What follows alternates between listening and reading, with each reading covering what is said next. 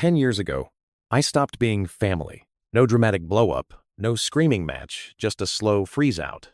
My cousins stopped inviting me to beach trips, my uncle stopped returning calls, and the annual family gathering at the coastal resort went on without me. The reason? I wasn't successful enough to keep up with their image. I'd just lost my job then, so they quietly replaced me with more photogenic relatives for their Instagram-perfect vacations. I told myself I didn't care, but every summer, I'd see their posts from that same resort, the golden sunsets, the clinking glasses, the perfect smiles, and yeah, it stung. I never commented, never reached out. I just worked. I built my own business from scratch, often eating instant noodles while negotiating deals over a cracked laptop. The first year I turned a profit, I bought a decent car. By year 5, I had a vacation home. By year 8, I had more than enough to live comfortably for life. But I wasn't done. Last winter, scrolling through my emails, I saw a listing, Ocean Crest Resort, for sale. My heart stopped. This was the resort. Their perfect summer playground. The same one they'd shut me out of. Without overthinking it, I called the broker. Within a month, it was mine. Cash. No loan.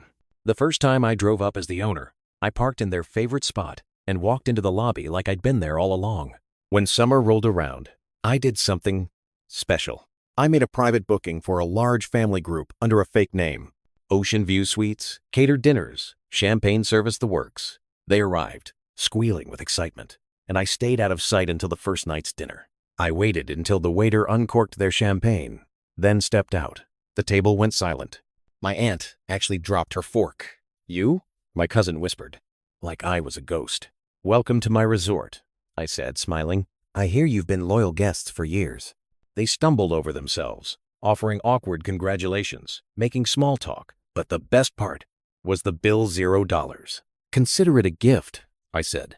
"After all, family takes care of each other." I let that hang in the air, just long enough for them to remember how they'd treated me. I didn't need revenge, just closure.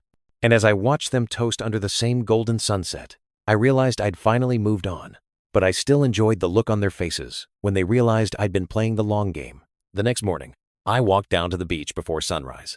The air was warm, the waves gentle, and the sky was streaked with pink and orange. I could see their rooms lit up along the cliffside. They'd booked the most expensive suites. Of course, and I couldn't help but laugh, because I was paying the staff to bring them breakfast in bed. After a while, I headed to the restaurant terrace, where they were already gathered for mimosas.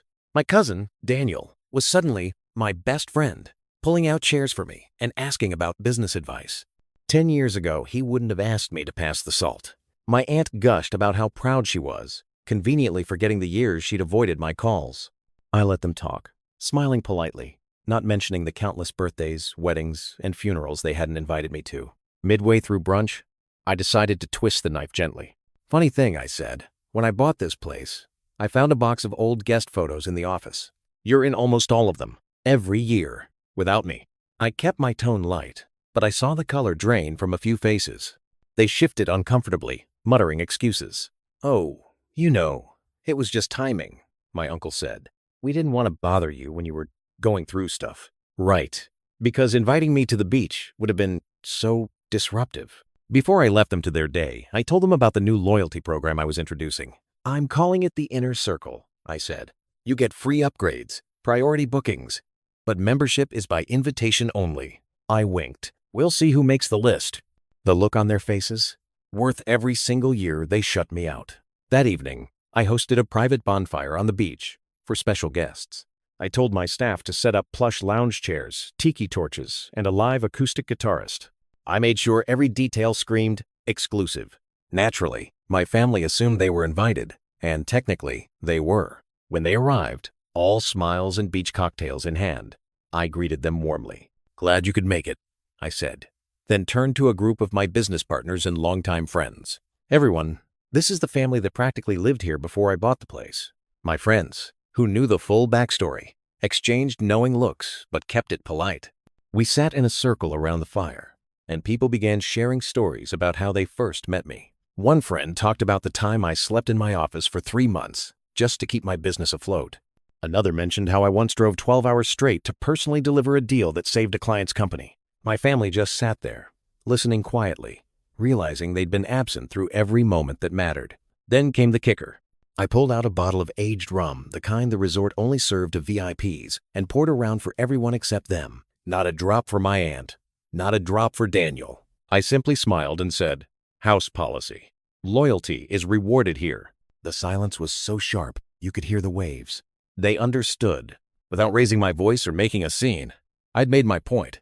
And as the fire crackled and the tide rolled in, I realized the sweetest part of it all. I didn't need their approval anymore. Now they were the ones hoping for an invitation back. The next morning, I decided to give them one last memory they wouldn't forget. I arranged for the staff to set up a private yacht trip, crystal waters, catered lunch, champagne on ice. It was exactly the kind of thing they used to post about for weeks. When they gathered at the dock, I greeted them with a smile, but handed the boarding list to the captain. Their names weren't on it. They laughed at first, thinking it was some kind of mix-up. My uncle even pulled me aside, whispering, "Come on, you can add us, right?" I shook my head gently. "This trip is for my inner circle only. But don't worry, you're welcome to enjoy the resort for the day. The paddleboards are free to rent." The shift in their expressions was almost comical. They mumbled something about having other plans and walked away, but not before glancing back at the yacht, watching my friends and I toast as we pulled away from the shore. Out on the water, I leaned back in the sun, the wind in my hair, and thought about how far I'd come. 10 years ago, I was the one left behind while they lived the life they thought I'd never have. Now I owned the very place they once used to measure their status, and I could decide exactly how close they got to it. It wasn't about revenge anymore. It was about choice. My choice. And for the first time in a decade, I felt completely free. On their last day, I watched them linger in the lobby, pretending to check out late, as if stalling might earn them a little more of my time. I came over, hands in my pockets, and asked how their stay was.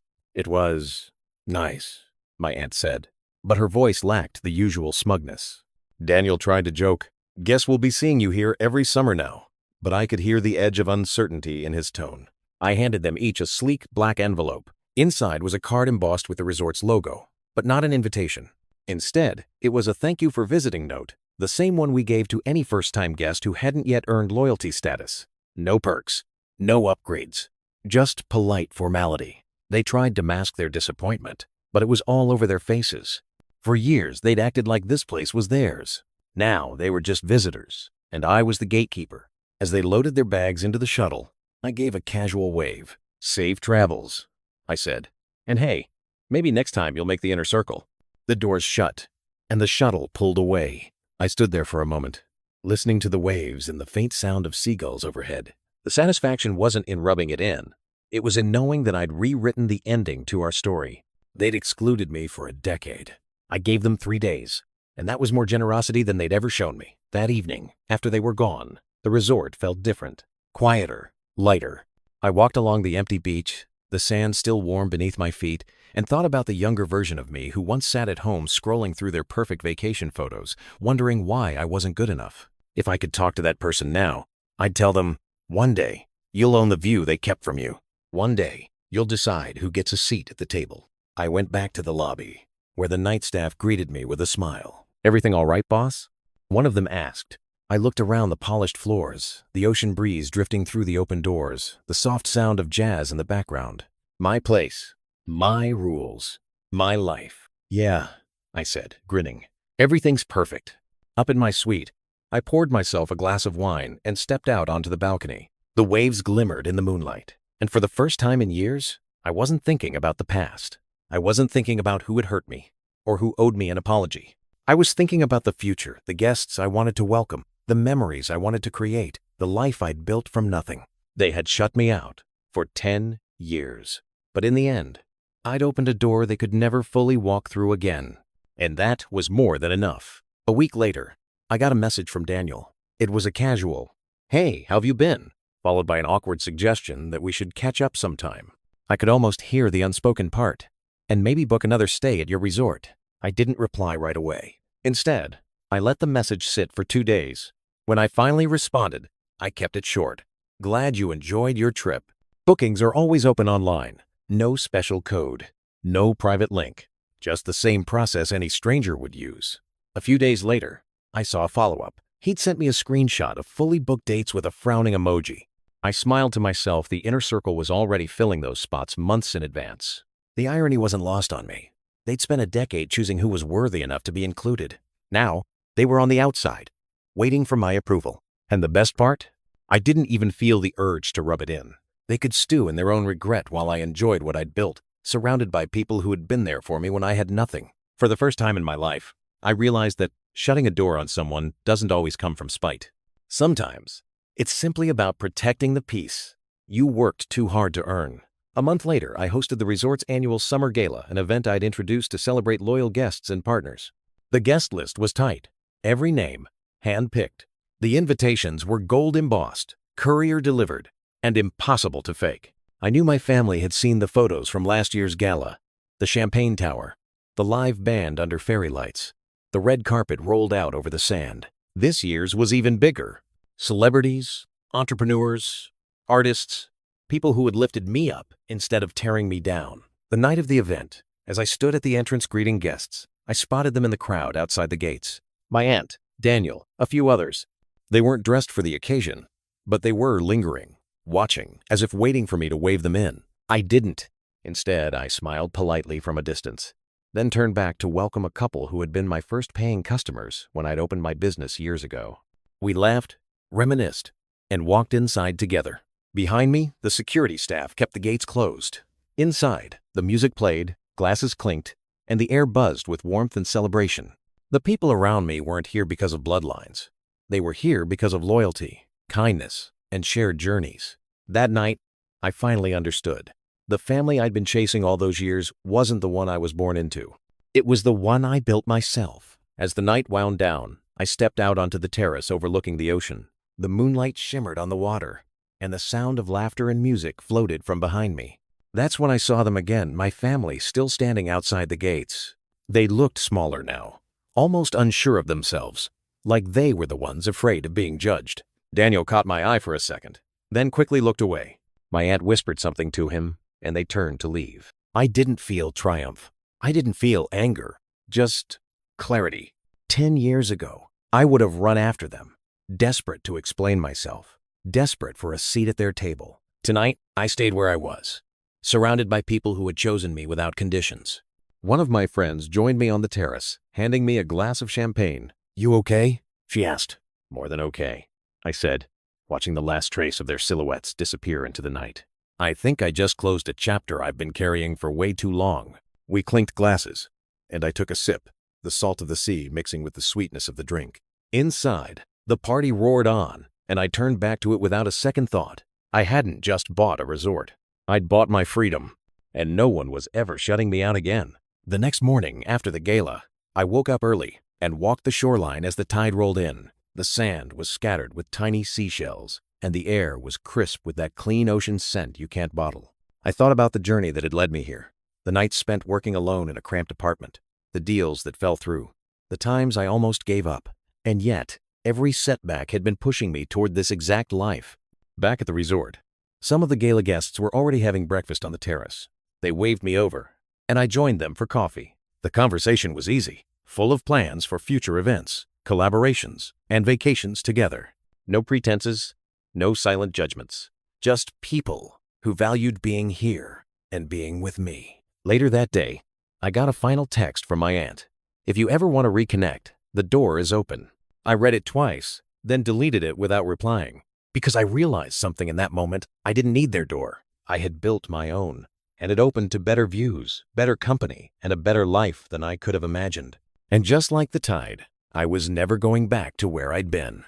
A week later, I hosted a small retreat for some of my closest friends and longtime clients. No social media blasts, no public announcements, just an intimate gathering of people who had earned a place in my life. We spent the days sailing, exploring hidden coves, and sharing long dinners under the stars. One evening, as we sat by the fire pit, someone asked me, "Do you ever regret not patching things up with them?" I thought about it for a moment. "No," I said honestly. Regret would mean I wish things had been different. But if they had been different, I might not have worked this hard. I might not be here at all. There was a quiet understanding in the group. They knew the weight behind my words, the years of being underestimated and excluded. Later that night, I looked around at the laughter, the clinking glasses, the faces lit by the warm firelight.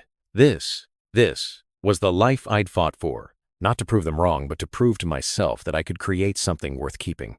The truth was, I didn't need to shut them out forever. I just didn't need to let them in again. And that choice felt more powerful than any revenge ever could. By the time the retreat ended, I felt lighter than I had in years. Watching my friends pack up, hugging me goodbye with genuine warmth, I realized something important. The resort wasn't just a symbol of success. It was a filter. It showed me exactly who deserved a seat at my table and who didn't. That evening, I walked through the resort alone, checking in with the staff, making sure everyone felt appreciated. Their loyalty was real, their dedication unshakable. This place thrived, not just because of me, but because we'd built it together. As the sun dipped low, painting the horizon in streaks of gold and crimson, I sat on the deck with a glass of wine and let the ocean breeze wash over me. For 10 years, I'd carried the sting of being excluded, replaying the slight over and over in my head. But now, it felt like a story that had happened to someone else. I wasn't the person they left behind anymore.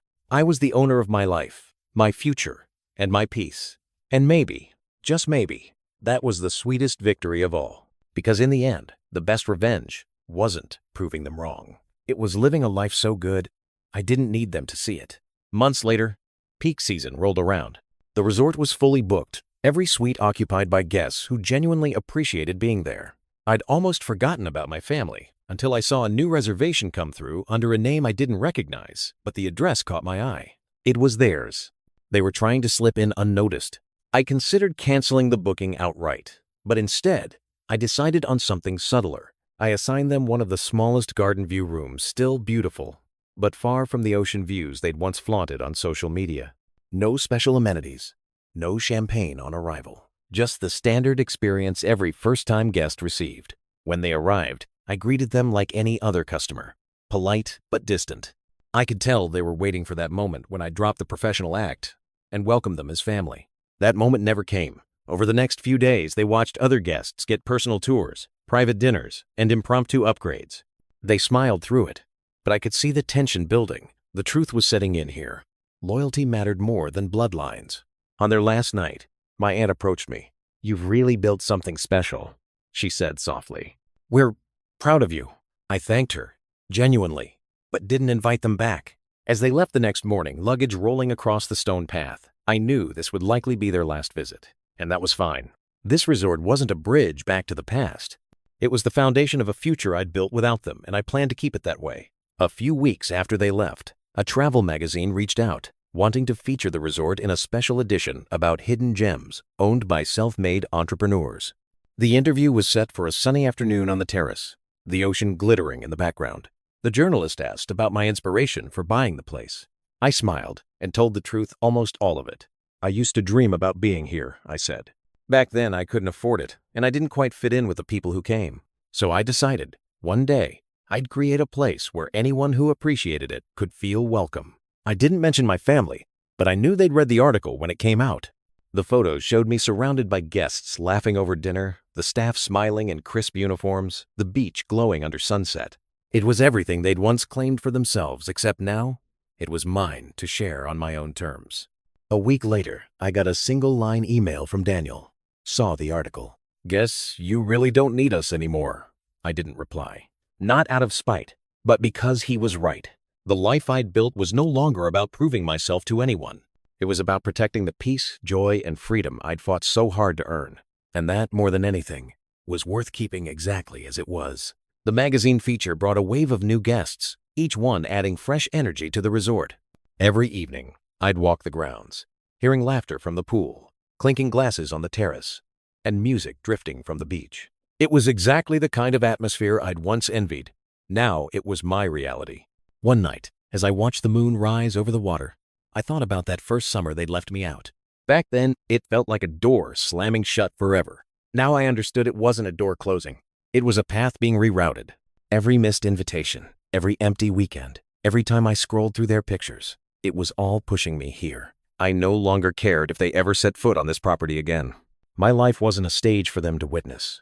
It was a place I lived fully, surrounded by people who valued me for more than what I could offer them. The waves rolled in, steady and sure, just like the life I'd built. I raised my glass to the ocean and whispered to myself, "You made it." Not for them, not to prove anything, but because I deserved it. And in that moment, I finally let the past drift out to sea.